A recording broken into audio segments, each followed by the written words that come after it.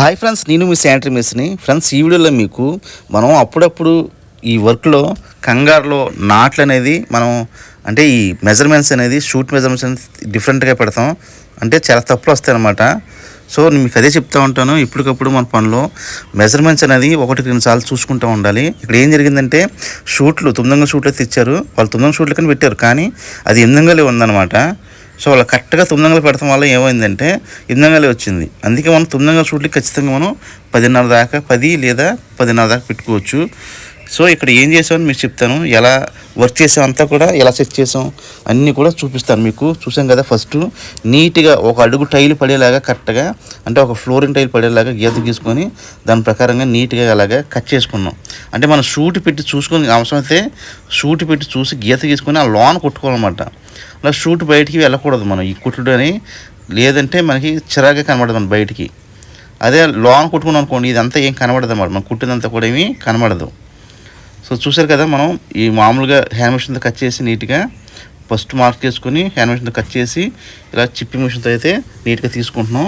So ఇక్కడైతే మనకి బిన్లు వేసి మనకి శాండ్ ప్లమింగ్ చాలా బాగా చేశారండి, అసలు సూపర్గా చేశారు. సో ఇక మనకి ఏంటంటే బెండి కింద కొట్టడం కుదరదు, అంటే ఎక్కువ గుంట చేయాల్సి వస్తుంది. అలా కాకుండా మనం బెండి కూడా పాలగొట్టేసాం, అంటే ఎస్టబర్ బెండి అయితే వాడారు, ఆ బెండి పాలగొట్టేసాం. సో లోన ముక్క అయితే ఉండిపోయింది.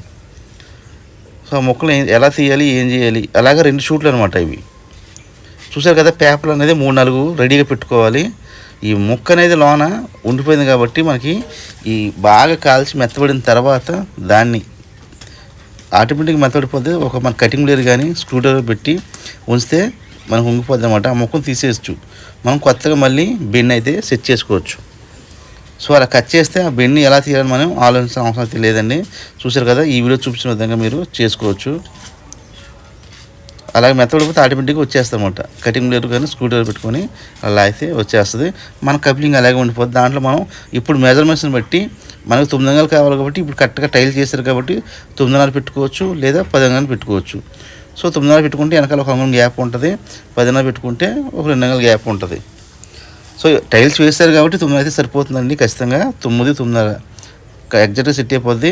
సో మళ్ళీ మనం ఏంటి ఎస్టబర్ బెండ్ వేస్తే ఈ మెజర్మెంట్ కుదరట్లేదు అనమాట, బెండ్ కూడా కట్ చేయాల్సి వస్తుంది. అందుకని ఏం చేసామంటే పీవీసీ ఎల్బోలు తీసుకున్నాం, 4 ఇంచెస్ పీవీసీ ఎల్బోలు తీసుకొని దానికి కరెక్ట్గా మనకి సరిపడగా ముక్క అయితే కూల్చుకోవాలి.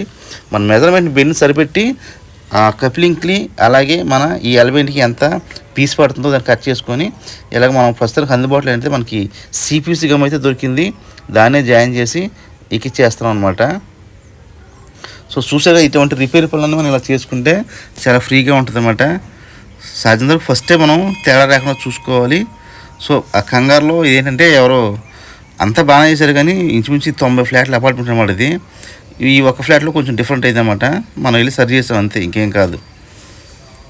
సో ఇప్పుడు చూసారు కదా, మనం టేప్ ఇచ్చి చూపిస్తాను మనకి మెజర్మెంట్ ఎంత వచ్చింది అనేది. చూసారుగా, ఇంచుమించు 9:30 సెంటరు 9 పెట్టుకున్నాం అనుకున్నమాట. నీట్గా సరిపోద్ది, ఫ్రీగా ఉంటుంది అనమాట. సో చుట్టూరు టైల్స్ కూడా వేసామండి, అవుట్ టైల్ కట్ చేసాం కదా, నీట్ కట్ టైల్ కూడా వేసేసి షూట్లు అయితే బిగిస్తామన్నమాట. ఈ షూట్ ఎలా బిగించాలనేది మేము చాలా వీడియోలు చేసాం, దాన్ని ఈ వీడియోలో లింక్ ఇస్తాను.